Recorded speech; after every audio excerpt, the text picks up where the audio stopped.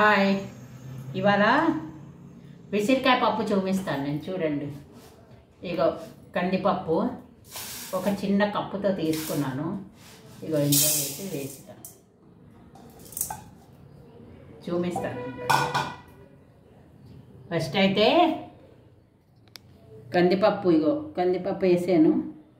తర్వాత ఇగో 5 విసిరికాయలు, పచ్చిమిర్చి, అల్లం, వెల్లుల్లి, కరివేపాకు, టమాటా. సరేనా? ఈ కందిపప్పు వేసాక చూపిస్తాను. చూడండి, ఈ కందిపప్పు అయితే ముందు బాగా వేసాలి. ఇగో వేసేసి కడిగేయాలి. వేసాక కడుగుతాను, కొంచెం కడిగే వండుతాను. చూపిస్తాను. చూడండి, కందిపప్పు బాగా వేగనిస్తాను. వేచి కడిగేసి వేచాలి. వేచాక చూపిస్తాను.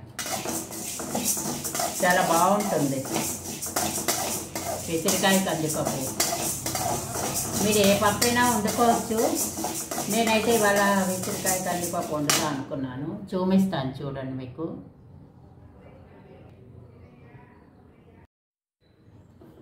ఇగో చూడండి, కందిపప్పు అయితే వేగుతున్నది. ఇగో బాగా వేగింది. ఇప్పుడు ఇది దీంట్లో కుక్కర్లో తీసేసి కడిగేస్తాను. ఇది కడుగుతాను. ఇప్పుడైతే దీంట్లో నేను కొంచెం సరిపడా నూనె వేస్తాను. వేసాను కదా, ఇదైతే కడిగేస్తాను. కడిగి వేచాను కానీ కడుగుతాను. ఇప్పుడు ఏం చేస్తానంటే ఫస్ట్ విసిరికాయలు 5 విసిరికాయలు వేచుతాను. 5 విసిరికాయలు ఇది బాగా గంటు పెట్టాను. కడిగేసి చాకుతో ఇలా గంటు పెట్టాను.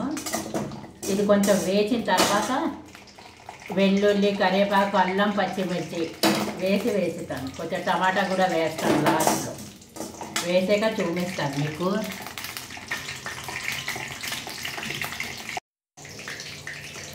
ఇక చూడండి, విసిరికాయ వేగుతున్నది. ఇగో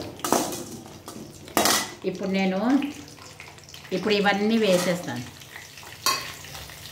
పచ్చిమిర్చి, వెల్లుల్లి, కరివేపాకు, అల్లం చిన్న ముక్క, ఇవన్నీ బాగా వేచుతాను. ఆవాలు, జీలకర్ర వేయొద్దు. ఇప్పుడు పోపు వేసినప్పుడు వేస్తాను. ఇది కొంచెం పచ్చిపోయేదాకా వేగనిస్తాను. చూడండి,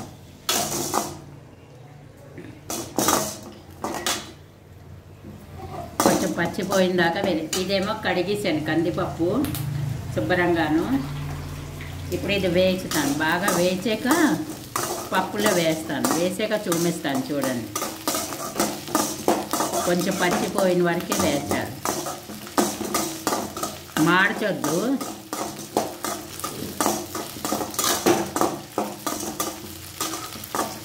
చూసారు కదా, ఇలాగా అంతే. కొంచెం వేచాలి. అలాగా వేచాక చూపిస్తాను. చూడండి, ఇగో ఇది ఒక్క పిసర్ వేగింది కదా. ఇగో ఇలా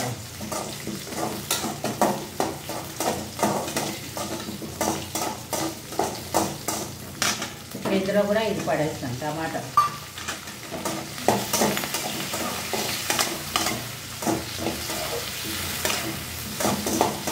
ఒక్క పిసర్ బస్, అంతే. పచ్చి పోవాలి. ఇప్పుడు ఇవన్నీ ఇందులో వేసేస్తాను. తర్వాత పోపు వేస్తాను నేను. చూపిస్తాను. చూడండి,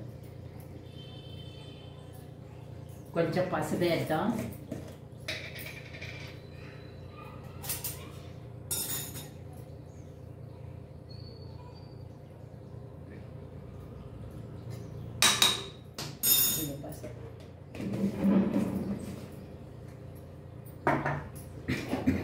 ఇది వేగాక మీకు ఇది ఉడికాక చూపిస్తాను.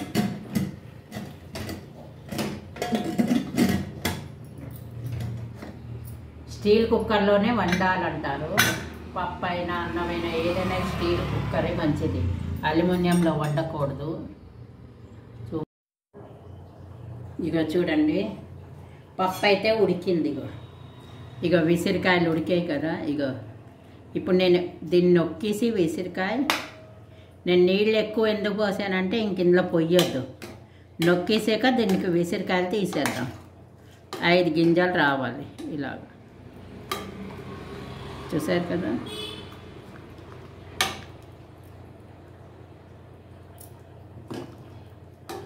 శుభ్రంగా వినిపిసి గింజలు తీసేస్తాను, చూపిస్తాను చూడు. ఇగో మూకుడు పెట్టేనప్పుడు ఇది పప్పు శుభ్రంగా వినిపిసాను, చూపిస్తాను. ఇందులో ఇప్పుడు ఈ మూకుడు పెట్టాను కదా,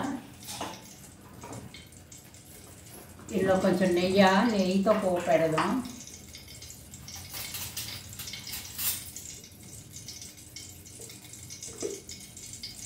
ఇక చూడండి, నెయ్యి ఈ చెంచా ఇందులో పెట్టేద్దాం.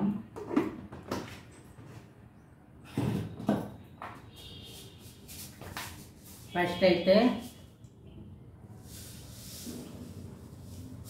రాంత ఆవాలు,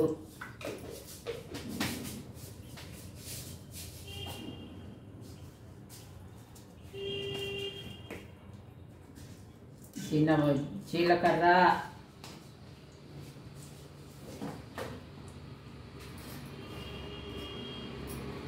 ఇంగువ,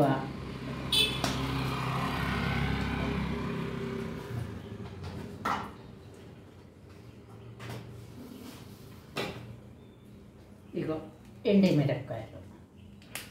బస్ ఇంతే. ఇందులో అన్నీ వేసేసాం కదా, కరివేపాకు, పచ్చిమిర్చి, ఇలా అన్నీ పడ్డాయి. మీకు పలసగా కావస్తే పలసగా చేసుకోండి. పలసగా కావస్తే పప్పు చేసుకోండి. నేను కొంచెం గట్టి పప్పు చేస్తున్నాను, చూపిస్తాను చూడండి. ఈ మాత్రం గట్టి పప్పు చేయాలి, చూపిస్తాను మీకు. విసిరికాయ ఇద్దం పిసిగియొద్దు, మనం తింటూ ఉంటే తగులుతూ ఉండాలి. అందుకే గంటలు పెట్టేసి విసిరికాయ ఉడికించాను. గంటలు పెట్టే మనం తింటుంటే ఆనపకాయ పప్పు అవి ఏమైనా తింటాం కదా, ఎలా తగ్గుతుందో అలా తగ్గలాలి. చూడండి, చిట్టుపెట్ట వేసుకున్నాను. ఇప్పుడు ఇందులో వేసేయడమే. ఇందులో ఇంకా నీళ్ళు ఏం పోయొద్దు. నేను ఈ మాత్రం గట్టిపప్పు చేస్తున్నాను. ఇగో ఇలాగా. ఇప్పుడు పోపు వేసి ఉప్పు వేసి దింపేయడం.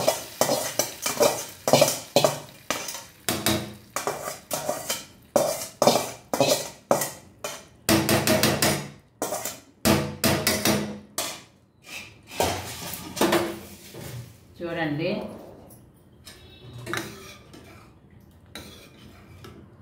ఇగో పప్పు చూసారు కదా. పప్పు ఇలా ఉండాలి గట్టిగా. నేను ఇంకా ఉప్పు వేయలేదు కదా, కొంచెం ఉప్పు వేస్తాను. సరిపోతే తర్వాత చూస్తాను. విసిరికాయ వేసాం కదా, ఎక్కువ ఉప్పు పట్టదు. ఎక్కువ వేస్తే కొంచెం ఉప్పులా అనిపిస్తుంది. చూద్దాం. బస్ ఈ మాత్రం ఉండాలి. గింజలు అయితే తీసాను. కొంచెం ముక్కలు తింటుంటప్పుడు తగలాలి. ఒక్క పిసరు మరిగితే తీసేద్దాం. మంచి నెయ్యి వాసన వస్తున్నది, గుమగుమ. చూసారు కదా ఇలాగా. ఇగో ఈ మాత్రం పప్పు వేచాం కదా, వేచితే ఎర్రగా వస్తుంది పప్పు. మనం వేచకుండా ఉడికిస్తే పసుపు కలర్లో అనిపిస్తుంది. వేరిస్తే పప్పు కళ్ళ బాగుంటుంది, చాలా బాగుంటుంది పప్పు. చూసారు కదా. కొంచెం మరిగించాక గిన్నెలో తీసాక చూపిస్తాను.